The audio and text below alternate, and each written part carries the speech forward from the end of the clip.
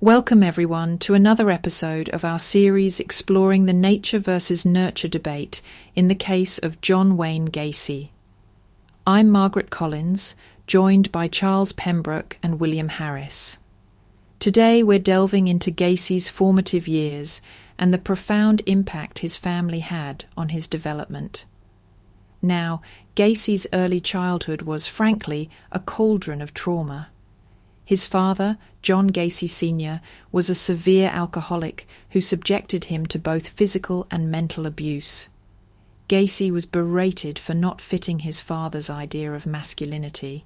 He preferred gardening and cooking over sports or other boyish activities, which only intensified his father's disappointment and abuse. It's a pattern I've seen in my own interviews with offenders.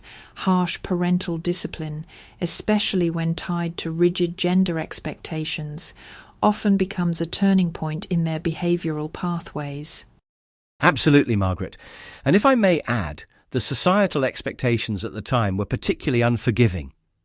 Gacy's struggle with his sexual identity was compounded by the need to conceal it, especially after he married and started a family. He essentially built layers of secrecy around himself, which, as we know, can lead to deep internal conflict.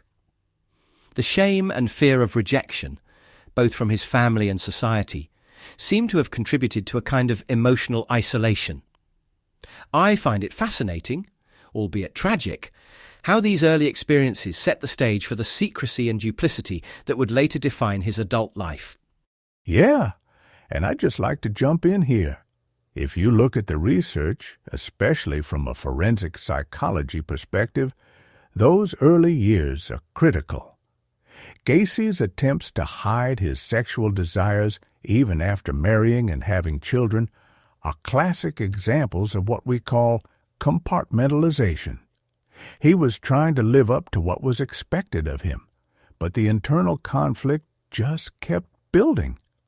I've interviewed offenders who described similar upbringings where the abuse and the pressure to conform led to a kind of emotional numbness or even a split in their sense of self.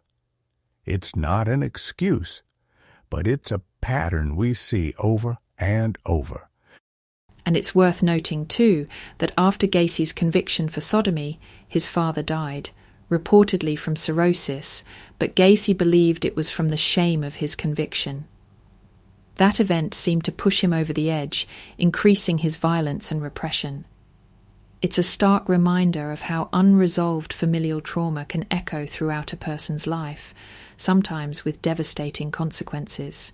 Now, moving on to the psychological side of things, Gacy's ability to manipulate those around him was, frankly, chilling.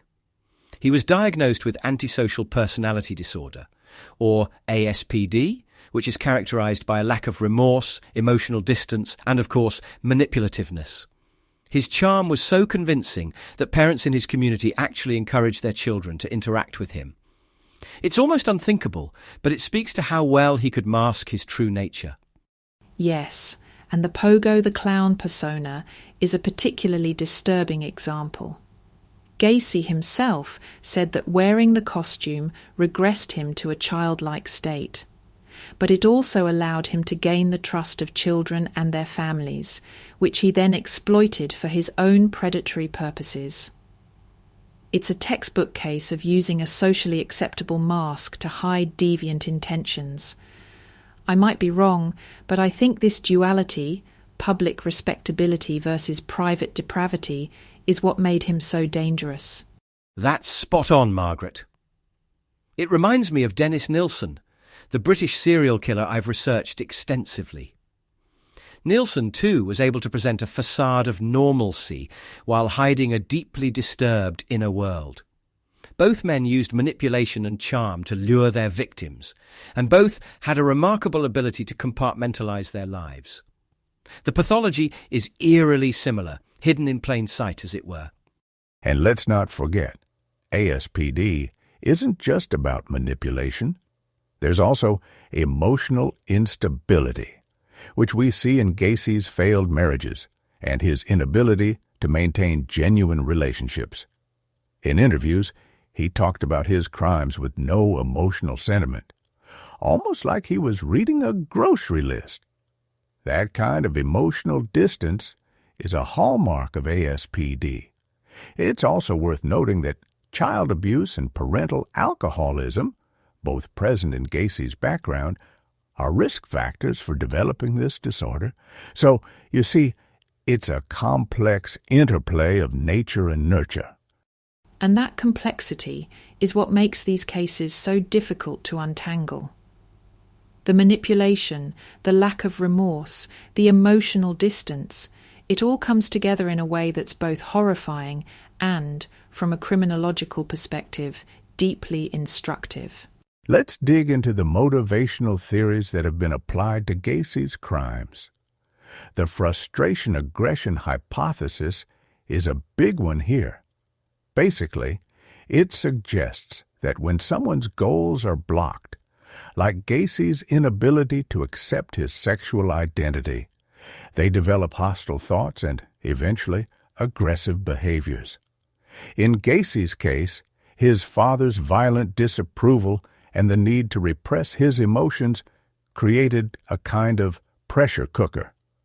When the social bonds, like his marriage, broke down, there was nothing left to restrain those violent impulses.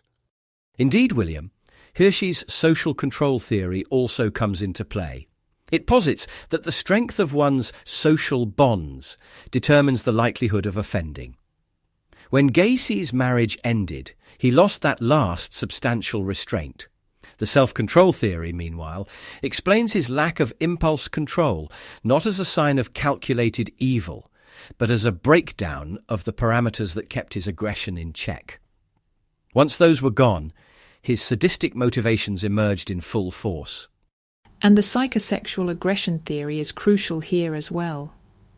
Gacy's crimes were, at their core, sexually motivated. He derived a kind of thrill from the fear and control he exerted over his victims. The acts themselves, restraining, tormenting, and ultimately killing, were as much about sexual dominance as they were about violence. It's a pattern we see in many sexually motivated serial killers, where the aggression is both perverse and sadistic, rooted in violent fantasies acted out on the victim. I remember a forensic interview I conducted years ago. Different offender, but similar dynamics.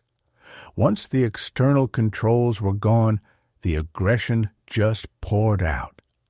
The individual described feeling free for the first time, which is chilling, but it matches what we see in Gacy's case. The removal of social and familial restraints can be the final trigger for these kinds of violent outbursts. It's a sobering reminder of how fragile those restraints can be, and how quickly things can escalate when they're removed. Gacy's case is a tragic but instructive example of what happens when psychological, social, and motivational factors collide in the worst possible way. Well, I think that's a good place to wrap up for today. We've covered a lot of ground, from Gacy's traumatic upbringing to the psychological and motivational theories that shaped his crimes. Thank you, Charles and William, for your insights. And thank you to our listeners for joining us as we continue to explore the complex interplay of nature and nurture in criminal behaviour. We'll be back soon with another episode. Until then, take care, everyone. Thank you, Margaret, William. Always a pleasure to discuss these challenging topics with you both. Goodbye for now. Thanks, Margaret, Charles. Looking forward to our next conversation. Take care, folks.